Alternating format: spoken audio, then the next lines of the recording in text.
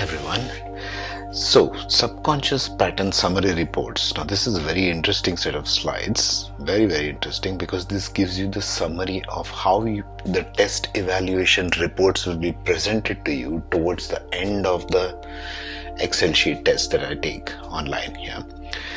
So this will give you the entire summary of how your subconscious patterns operate based on a number of test sheets, all the previous ones which the basic has covered, what we saw as the basic summary reports in the previous videos. You will see that the summation, the sum total and the evaluation of all the patterns possible. Go through this and then you will see what I mean by the end of it. Okay. So what are subconscious patterns? Subconscious patterns are something below your conscious, subconscious, below your waking state. What each one of us has these patterns in varying degrees. Yes, there's no one pattern only which a person has. It's again a question of degrees, how much percentage of one pattern you have versus how much percentage of another pattern you have. So subconscious patterns are something like a background program running inside your head all the time. You see the world as an individual through this kind of a lens. It's a lens of observation, of perception, of understanding, of all these kinds of things. So it's really, as we go through each one of the subconscious patterns, you will begin to understand how and why we act from one of these patterns, one or more of these patterns. It's a combination of all of these patterns. It's very important to understand. One of the most crucial parts to understand in the entire self-image app is recognition of the subconscious patterns, how you can work with it, what are your strengths, what are your areas of focus, how you can utilize those strengths. Okay, so moving on to this, let's take an example of the first one, towards and away from. This is one of an example of kind of person. Now, what is towards and away from? This person has away from 52%, towards 42%. What towards and away from what? So this is called the motivation direction. Motivation direction determines the type of consequences that likely move us to action. Means what motivates you. So towards and away from, towards person is forward thinking.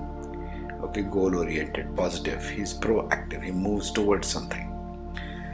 The away from person is trying to avoid pain. Like the towards person is running towards pleasure.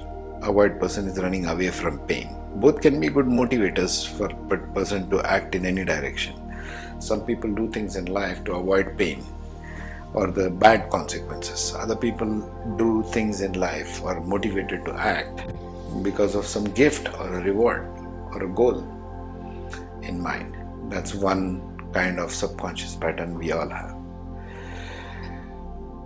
Another kind of pattern is self and others. Are you focused on yourself or are you focused on others? Which one are you in this? So that's called the attention direction. Where is your attention going to all the self? Attention with respect to self or attention with respect to others? Do you mostly put your attention on the needs of others or do you put on your own needs? If there's a conflict of interest, whose needs are attended to first by you? Do you take care of yourself needs first or last? So this is this pattern of self and others. The self advantages, there are disadvantages and disadvantages to each, as you can see. The self advantage is, one is very self-sufficient, avoids getting entangled up in other people's problems. So it's always focused on self.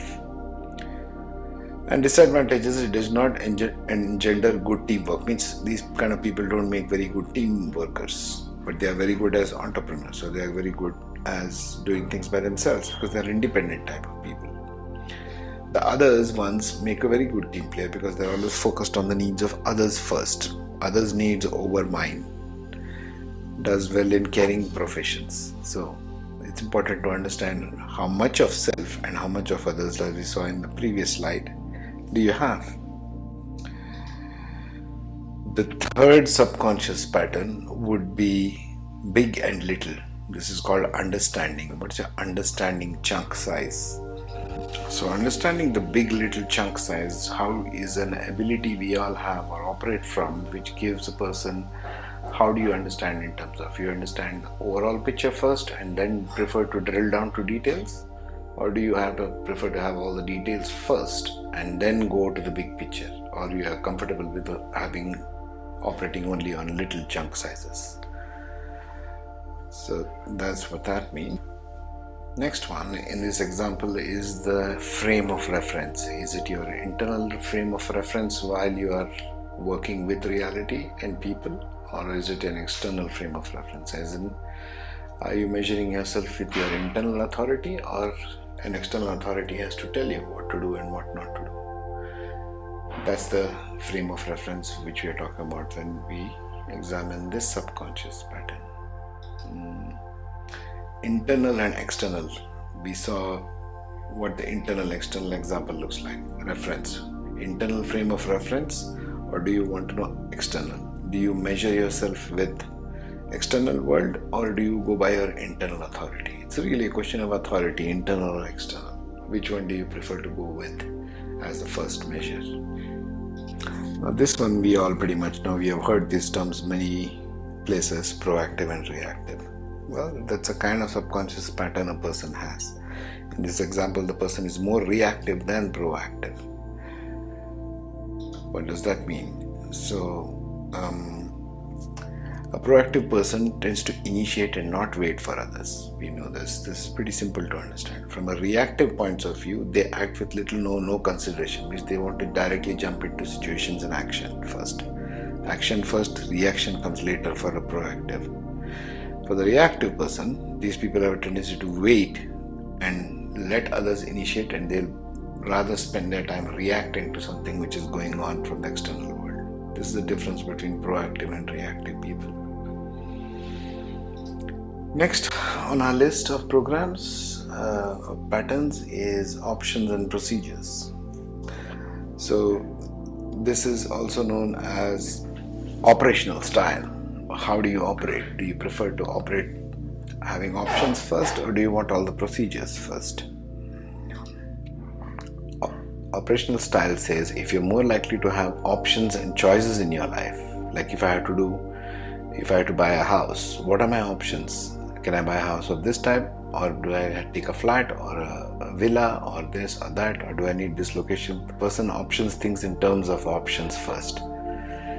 The procedures person, on the other hand, he will think same problem. If he wants to decide to buy a house, she will decide in terms of, well, what is the procedure? How do I go about doing this? They don't think in terms of options first. They think in terms of procedures first. Okay. These are the views. What is your view of life? Is it very general or is it very specific? Is this particular chart we have in front of us is more of a very specific view, very high degree of specific and very less general. What do I mean by that? If you have more of specific, you will be concerned about specifics of a situation. Your conversations are likely to become long and drawn out. You want the details of everything.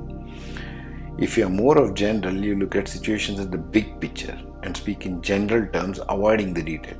You move to conversations on a different topic, prefer to discuss different rather than discussing details.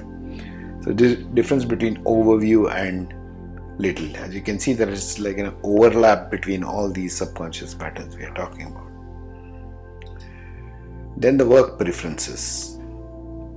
There are three kinds of work preferences we all have. Either we prefer to work solo, only individually, or together, as in a whole big team, or in proximity, that is a team but with a very little number of people, 4 or 5 people. This is like, together is like 20 or 30 people, a big team.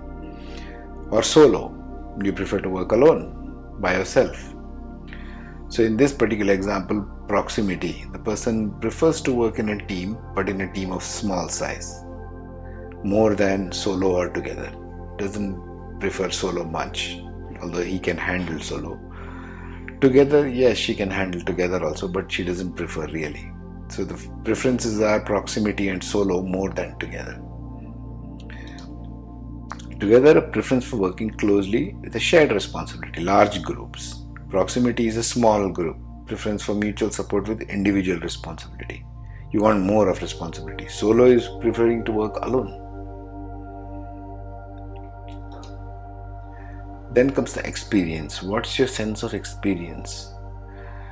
So we measure this in terms of association and dissociation.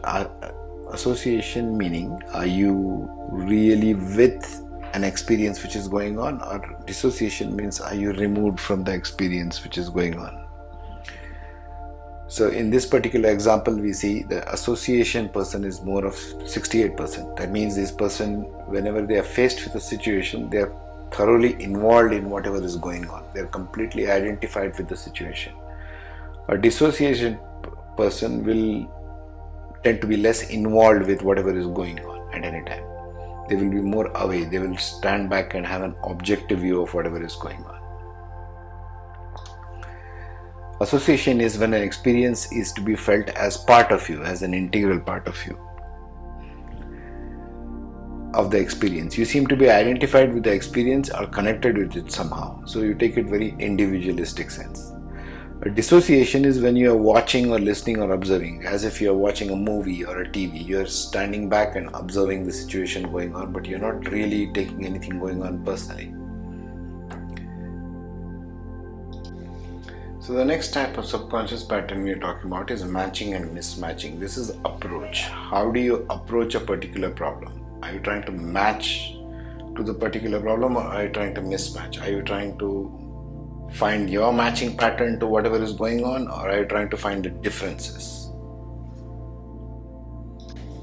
So if your approach is you're more of a matching kind of person, this person always tries to find matching patterns in whatever they are trying to do. You give them a new task, they are trying to find matching patterns which they have done previously and repeat the patterns. They are good at repetitive kind of tasks because of this. The mismatching ones are happy to try out new ideas, new concepts. They are trying to find, oh, this is not matching. Why is this not matching that? So these people are the discoverers, scientists, researchers of the world.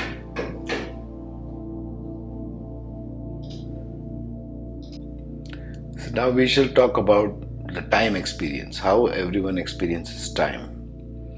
Basically, there are two types of experiences of time, what we call it as in time and through time kind of people. Now, what do they mean, in time and through time? The time experience is basically how a person perceives time. The in time people will often show hand gestures going from back to front when referring to past and future, as if time is passing through them, through their body. The through time person will describe time past and future as going from left to right. Now, in time person is very much involved in the present moment. They are very much involved in the time. They are very present in time. So their experiences of any moment is very intense. These people often are having trouble with being punctual. They are usually not punctual, not on time. They miss all their time schedules and everything else. So the advantages of this can be that for the in-time people, they can concentrate on tasks emotionally, mentally. They can be engaged in every activity thoroughly. The through-time person often is objective about time. They see time as going from left to right in front of them. So they are objective with time. These people typically are very punctual with time. They make excellent planners. A good planner and a timekeeper has an advantage of being a through time kind of a person. The next kind of subconscious pattern is your primary interest motivation, meaning we all have 4 basic types of motivation which we fall under. Now, this particular sample chart gives us a person who has predominantly an activity motivation, means the person is interested more in activity, then into people, which is 41%, then into things and then into places. So places they place least importance upon. So primary interest motivation speaks about what is their primary interest. Is it activity, people, place, or thing?